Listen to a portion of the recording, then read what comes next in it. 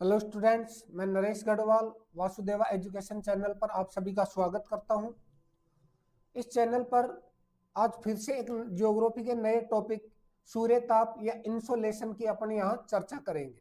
पृथ्वी पर उष्मा का सबसे बड़ा स्रोत, ऊर्जा का सबसे बड़ा स्रोत है वो सूर्य को माना जाता है। ये पृथ्वी पर ही नहीं, पृथ्वी के साथ जो अन्य 7 ग्रह हैं उन सभी पर भी उष्मा का स्रोत है वो सूर्य को ही माना जाता है। अब पहले बात करते हैं कि ये सूर्य है क्या। तो सूर्य की अगर बात करें तो सूर्य उष्म गैसीय पिंड है, गैसीय पिंड है जिसका आकार पृथ्वी से 109 गुना है, 109 गुना। यानी पृथ्वी से काफी बड़े जो गैसीय पिंड है उसी को सूर्य के नाम से जाना जाता है। अब इस सूर्य के संगठन की अगर बात करें कि इसका निर्माण कैसे हुआ, जैसे पृथ्वी के अंदर जो है ठोस धातुओं का, खनिजों का अधिक योगदान है पृथ्वी के निर्माण में, पृथ्वी के आंतरिक भाग के निर्माण में। ठीक उसी प्रकार से अगर सूर्य की बात करें तो सूर्य आकाशीय गैसीय पिंड है और गैसीय पिंड होने के कारण मूल रूप से सूर्य का निर्माण गैसों के मिश्रण से ही हुआ है। तो इसमें सर्वाधिक मात्रा में जो गैस पाई जाती है वो है हाइड्रोजन, 71%। सूर्य के संगठन में सर्वाधिक योगदान जिस गैस का होता है वो है हाइड्रोजन, और दूसरी जो गैस आती है वो आती है हीलियम। हीलियम का योगदान होता है इसमें 26%, और शेष जो पार्ट है इसका वो अन्य गैसों के मिश्रण से बना है, अन्य गैसों के मिश्रण से। तो ये इस प्रकार से अगर देखें तो सूर्य का जो निर्माण है वो गैसीय संगठन से हुआ है। इसमें हाइड्रोजन का योगदान सर्वाधिक होता है 71%, हीलियम का 26%, और कुछ मात्रा में अन्य गैसें भी इसमें पाई जाती है। अब बात ये करते हैं कि इस सूर्य से इतनी अधिक मात्रा में उष्मा का, ऊर्जा का उत्सर्जन कैसे होता है। तो पृथ्वी का सूर्य का जो केंद्रीय भाग है, इस गैसीय पिंड का जो केंद्रीय भाग है, इस केंद्रीय भाग को क्रोड कहा जाता है। क्रोड के सूर्य का केंद्रीय भाग, सूर्य का केंद्रीय भाग, इसी को क्रोड कहा जाता है। और इस क्रोड के अंदर अगर देखा जाए तो तापमान होता है 1.5 करोड़ डिग्री सेंटीग्रेड। सूर्य के केंद्रीय भाग का तापमान यानी क्रोड का जो तापमान है वो है 1.5 करोड़ डिग्री सेंटीग्रेड। अब इस केंद्रीय भाग से पृथ्वी तक इस ऊर्जा का पहुंचना कैसे संभव हुआ है, तो उसकी अगर बात करें तो इस क्रोड से चालन एवं संवहन विधि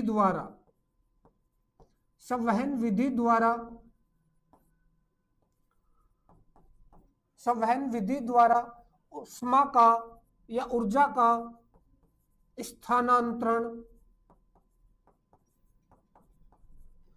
सूर्य की दूसरी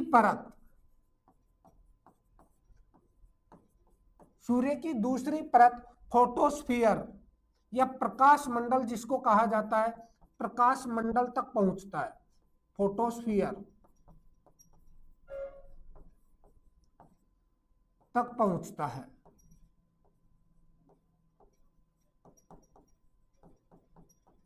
यानी सूर्य का जो केंद्रीय भाग है जिसका तापमान 1.5 करोड़ डिग्री सेल्सियस है, ये जो तापमान है इसमें से कुछ उष्मा की मात्रा चालन और संवहन प्रक्रिया के दौरान सूर्य की जो दूसरी परत है, प्रकाश मंडल या फोटोस्फीयर, वहां तक पहुंचती है। और वहां पर पहुंचने के कारण इस प्रकाश मंडल या फोटोस्फीयर की सतह का तापमान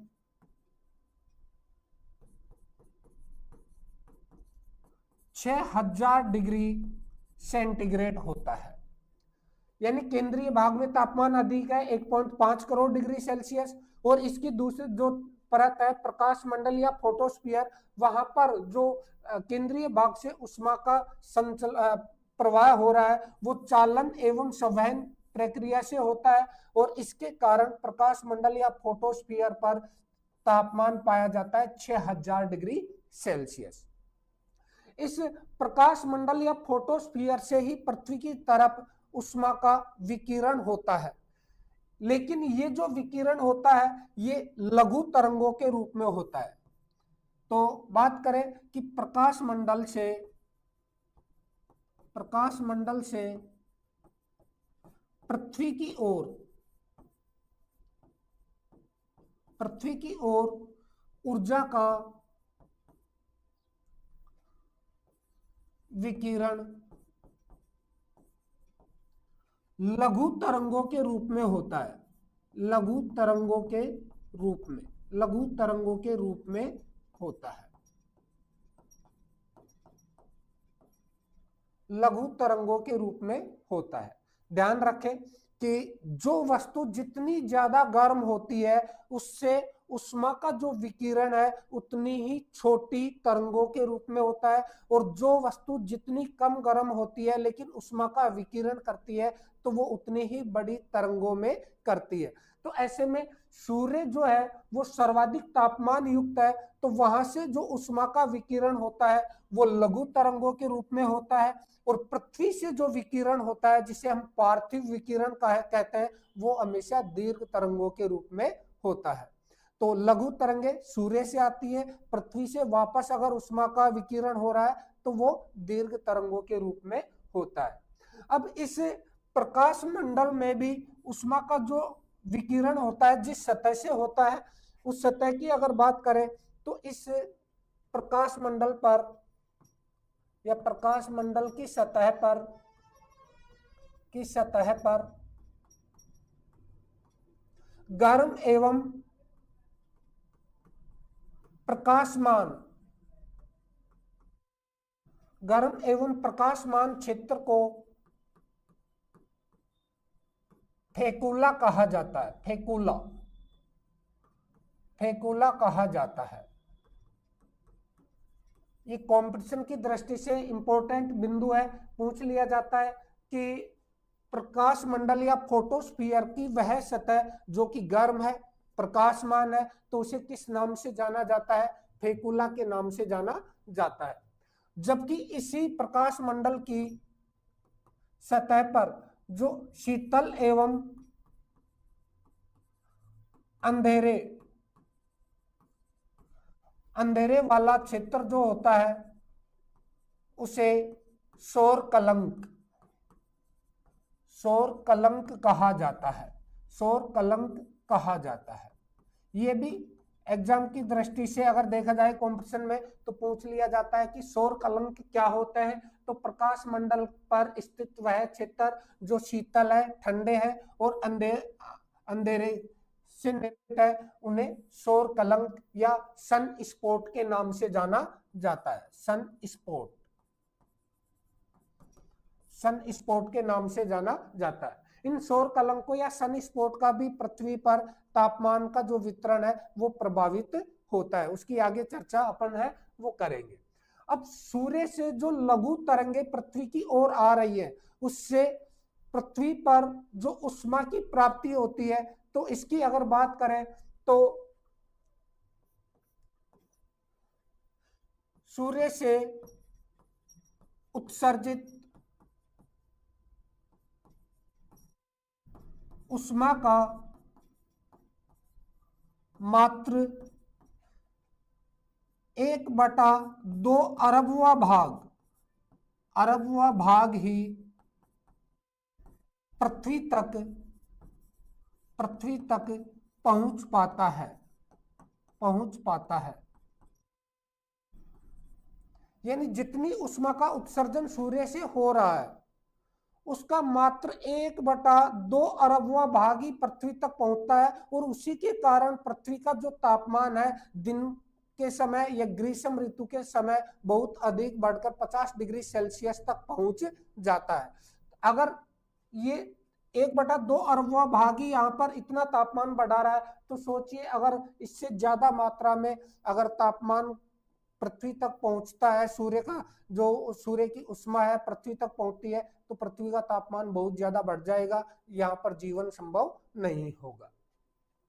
इसी प्रकार से कुछ और महत्वपूर्ण बिंदुओं की बात करें तो इस सूर्य से आने वाली उष्मा का जो मापन है, मापन किसमें किया जाता है, तो उष्मा का जो मापन है वो किया जाता है कैलोरी में, कैलोरी या लेंजली में, लेंजली इकाई में,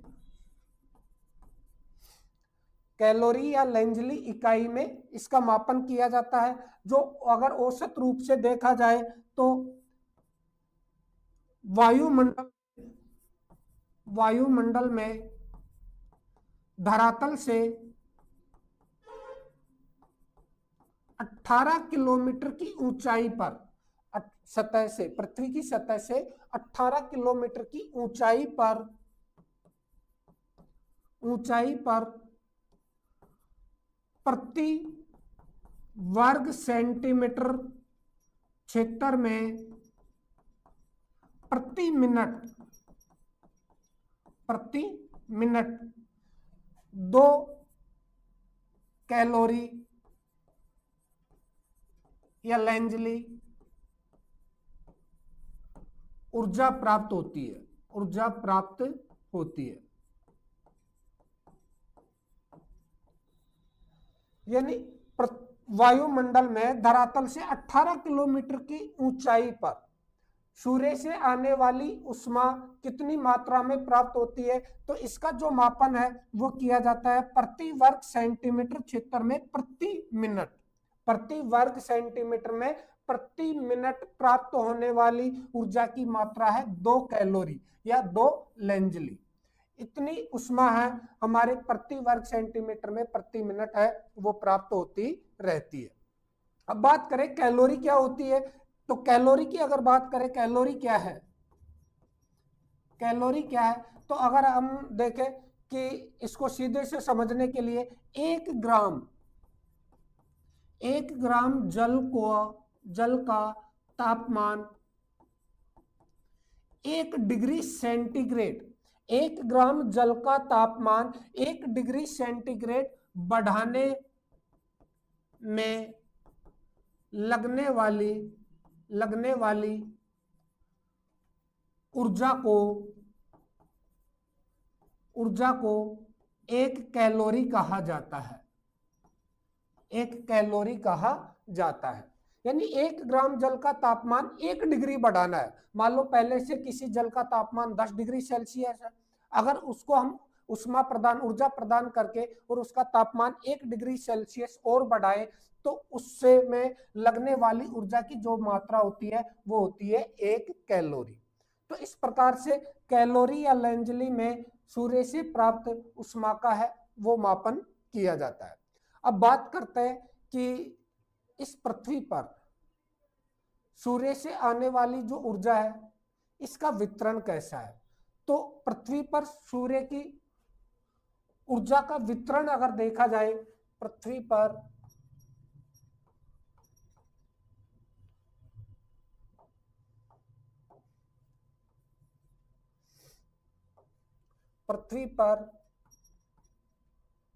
ऊर्जा का वितरण अगर देखा जाए तो इस वितरण के आधार पर हमारी इस पृथ्वी को मूल रूप से देखा जाए तो 3 कटिबंधों में विभाजित किया जाता है। ये हमारी पृथ्वी है, मूल रूप से इसका जो आकार है लद्वक्ष गोलाभ है, ध्रुवीय क्षेत्रों में ये अंदर की ओर धसी हुई है।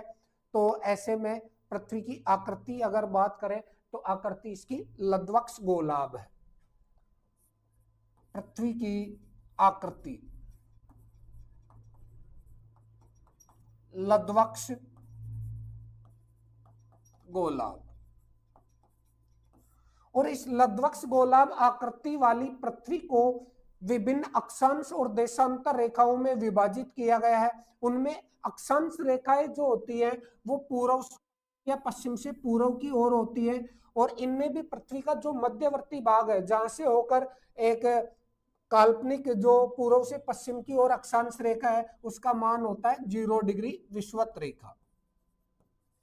विषुवत रेखा, इस विषुवत रेखा का उत्तरी भाग है उत्तरी गोलार्ध कहलाता है, दक्षिणी भाग है वो दक्षिणी गोलार्ध कहलाता है।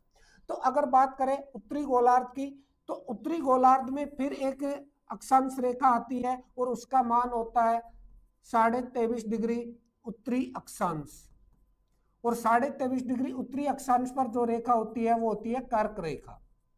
ऐसे ही 23.5 डिग्री दक्षिणी अक्षांश पर एक अक्षांश रेखा होगी, मान होगा इसका भी 23.5 डिग्री दक्षिणी अक्षांश, इसे नाम दिया जाता है मकर रेखा। फिर एक अक्षांश रेखा आती है 66.5 डिग्री उत्तरी अक्षांश रेखा, जिसको आर्कटिक व्रत कहा जाता है, आर्कटिक व्रत। और फिर अंत में उत्तरी ध्रुव पर है 90 डिग्री उत्तरी अक्षांश या उत्तरी ध्रुव जिसको कह दिया जाता है। इसी प्रकार दक्षिणी गोलार्ध में भी देखें तो यहां आती है ये आपके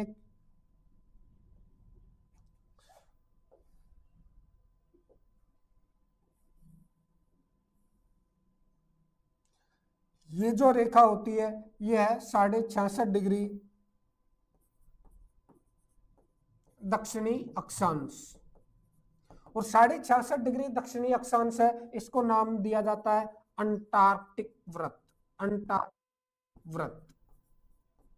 और अंत में आ जाता है 90 डिग्री दक्षिणी अक्षांश जो दक्षिणी ध्रुव को दर्शाता है। तो इस आधार पर देखा जाए तो पृथ्वी को कुछ जलवायु कटिबंधों में विभाजित किया जाता है, और वो ही जलवायु कटिबंध पृथ्वी पर ऊर्जा के वितरण को दर्शाते हैं। इनमें पहला जो जलवायु कटिबंध आता है इसको नाम दिया जाता है उष्ण कटिबंध, उष्ण कटिबंध। दूसरा जो जलवायु क्षेत्र आता है वो आता है शीतोष्ण कटिबंध, शीतोष्ण कटिबंध। और तीसरा जो कटिबंध आता है वो आता है शीत कटिबंध, शीत कटिबंध। तो ऐसे में पृथ्वी पर ऊर्जा का जो वितरण है वो इन 3 कटिबंधों के आधार पर दर्शाया जाता है।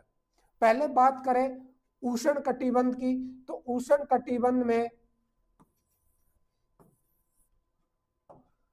कटिबंध में ये कर्क और मकर रेखा के बीच वाला ये जो संपूर्ण क्षेत्र है ये आता है उष्ण कटिबंध, यानी कर्क व मकर का मध्यवर्ती भाग, मध्यवर्ती भाग, इसी को जो है नाम दिया जाता है उष्ण कटिबंध। इस उष्ण कटिबंध पर पृथ्वी जो उस ऊर्जा का वितरण है वो अगर देखा जाए तो यह सर्वाधिक ताप प्राप्त करने वाला क्षेत्र है। सूर्य से जितनी उष्मा प्राप्त होती है उस उष्मा का सर्वाधिक भाग पृथ्वी का जो क्षेत्र प्राप्त करता है वो क्षेत्र है उष्ण कटिबंधीय क्षेत्र, जो कर्क और मकर रेखा के मध्य स्थित है। अब यहाँ पर उष्मा अधिक प्राप्त होने के पीछे का कारण क्या है, तो इसके पीछे सबसे बड़ा कारण है कि यहाँ पर सूर्य की जो लघु विकिरण है, लघु तरंगे सीधी आकर गिरती हैं, सीधी आती है, लंबवत आती है।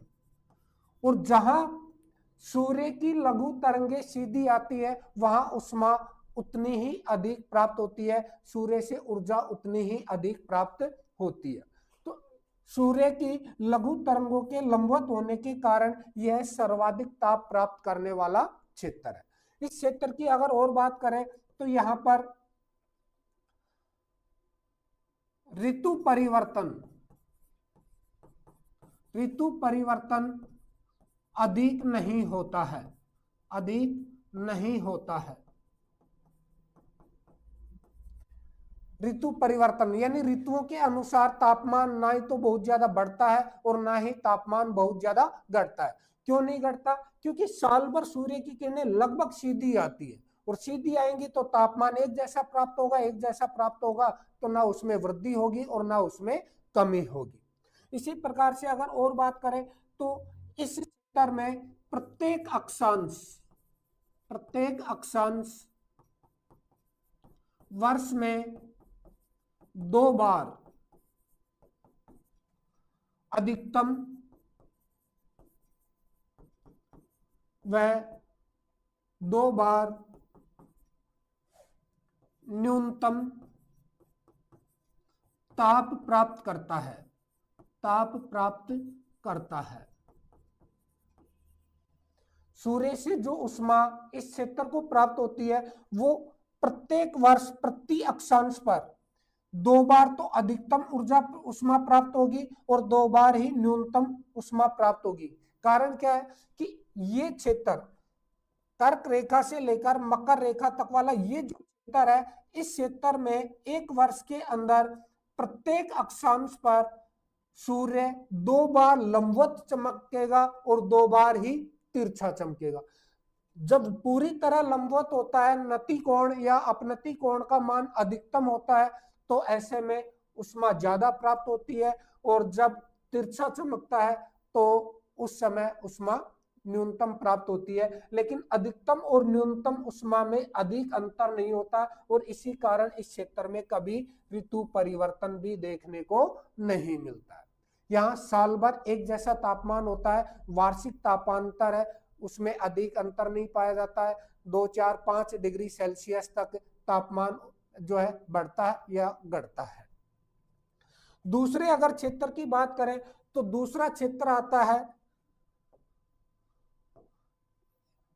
ये वाला, दोनों गोलार्धों के अंदर 23.5 से 66.5 डिग्री अक्षांश के बीच वाला ये जो क्षेत्र होता है, 23.5 डिग्री से 66.5 डिग्री उत्तरी अक्षांश, 23.5 डिग्री से 66.5 डिग्री दक्षिणी अक्षांश वाला ये जो क्षेत्र है, इस क्षेत्र को नाम दिया जाता है शीतोष्ण कटिबंध। इसको नाम दिया जाता है शीतोष्ण कटिबंध। इस शीतोष्ण कटिबंध की अंतर्गत होता क्या है कि इसमें वर्ष में एक बार अधिकतम व एक बार न्यूनतम ताप प्राप्त होता है। जैसे सूर्य मान लो कि 21 जून की बात है और 21 जून को सूर्य कर्क रेखा पर लंबवत चमकता है। जब कर्क रेखा पर लंबवत चमकेगा तो ये जो शीतोष्ण कटिबंधीय क्षेत्र है, इस क्षेत्र में सूर्य की किरणें लगभग सीधी गिरेंगी, और सीधी गिरने के कारण तापमान अधिक होगा, यानी यहाँ पर ग्रीष्म ऋतु होगी। इसके विपरीत 21 जून को जब सूर्य यहाँ सीधा चमक रहा है तो ऐसे में दक्षिणी गोलार्ध में जो शीतोष्ण कटिबंधीय क्षेत्र है, यहाँ पर सूर्य की किरणों का तिरछापन अधिक होता है, और ऐसे में ताप कम प्राप्त होने के कारण यहाँ शीत ऋतु पाई जाती है, शीत ऋतु होगी। यानी यहाँ पर 6 महीने ग्रीष्म ऋतु और 6 महीने शीत ऋतु होती है। तो ये कहा जा सकता है कि शीतोष्ण कटिबंधीय क्षेत्र में ऋतु परिवर्तन है वो अधिक होता है। उष्ण कटिबंधीय क्षेत्र में ऋतु परिवर्तन नहीं होगा, लेकिन शीतोष्ण कटिबंधीय क्षेत्रों में ऋतु परिवर्तन अधिक होता है। गर्मियों का तापमान बहुत ज्यादा होता है, सर्दियों का तापमान बहुत ही कम हो जाता है। तो ये भी कह सकता है कि शीतोष्ण कटिबंधीय क्षेत्रों में वार्षिक तापांतर और दैनिक तापांतर दोनों अधिक पाए जाते हैं। अगर पूछ लिया जाए कि कौन से कटिबंध में दैनिक एवं वार्षिक तापांतर अधिक होगा, तो शीतोष्ण कटिबंधीय क्षेत्र में दैनिक और वार्षिक तापांतर अधिक पाया जाता है।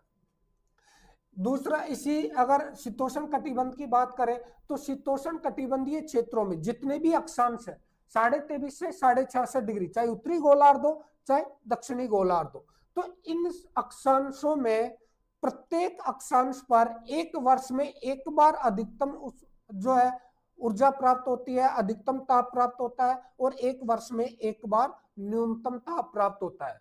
कारण कि एक बार यहाँ पर सूर्य की किरणों का जो नति कोण है वो एक बार बढ़ता है एक वर्ष में और एक बार न्यूनतम रहता है। जब अधिकतम होगा तो ऊष्मा ज्यादा प्राप्त होगी, जब न्यूनतम होगा तो ऊष्मा न्यूनतम प्राप्त होगी। तो ऐसे में साल में एक बार अधिकतम तापमान होगा और एक बार न्यूनतम तापमान होगा। उसके बाद पृथ्वी पर जो तीसरा कटिबंध है ऊर्जा के वितरण को दर्शाने के लिए वो है ये वाला क्षेत्र। ये तीसरा क्षेत्र है दोनों गोलार्धों में। इस क्षेत्र को नाम दिया जाता है शीत कटिबंध। शीत कटिबंध ये तीसरा कटिबंध है। ये इसका जो विस्तार है दोनों गोलार्धों में होगा 66.5 डिग्री से 90 डिग्री उत्तरी ध्रुव और 66.5 डिग्री से 90 डिग्री दक्षिणी ध्रुव के बीच वाला जो क्षेत्र है वो शीत कटिबंध के नाम से जाना जाता है। ये ऐसा क्षेत्र है जहां वर्ष भर शीत जलवायु पाई जाती है। शीत जलवायु पाई जाती है, तापमान न्यूनतम रहता है। तापमान न्यूनतम रहता है और इसके पीछे का कारण है कि यहां पर दोनों ही गोलार्धों में, चाहे उत्तरी गोलार्ध की बात करें चाहे दक्षिणी गोलार्ध की बात करें, दोनों ही गोलार्धों में जो सूर्य की किरणें हैं, जो लघु तरंगे हैं, उनका नति कोण न्यूनतम होता है। यानी सूर्य की लघु तरंगे हैं वो तिरछी आकर गिरती है और तिरछी आएंगी तो तापमान न्यूनतम प्राप्त होता है। तो इस प्रकार आज के इस वीडियो में हमने देखा कि सूर्य क्या है, इस सूर्य से ऊष्मा का विकिरण किस प्रकार से होता है, लघु तरंगों के रूप में क्यों होता है, दीर्घ तरंगों के रूप में क्यों नहीं होता, और दूसरा कि इस सूर्य की ऊष्मा का पृथ्वी पर जो वितरण है वो किस प्रकार से पाया जाता है। तो मूल रूप से पृथ्वी पर ऊर्जा का जो वितरण है, ऊष्मा का वितरण है, इसको 3 भागों में विभाजित किया गया है। पहला उष्ण कटिबंधीय क्षेत्र, दूसरा शीतोष्ण कटिबंधीय क्षेत्र और तीसरा शीत कटिबंधीय क्षेत्र। इससे आगे कल अगले वीडियो में बात करेंगे इस सूर्य ताप के वितरण को प्रभावित करने वाले कारक कौन कौन से हैं। यानी पृथ्वी पर कहीं तापमान अधिक होता है, कहीं तापमान कम होता है। एक ही वर्ष के अंदर एक समय ऐसा आता है तापमान अधिक हो जाता है, एक समय ऐसा आता है तापमान न्यूनतम होता है। तो इसके वितरण को प्रभावित करने वाले कारक कौन से हैं उसकी चर्चा करेंगे अगले वीडियो में। जय हिंद।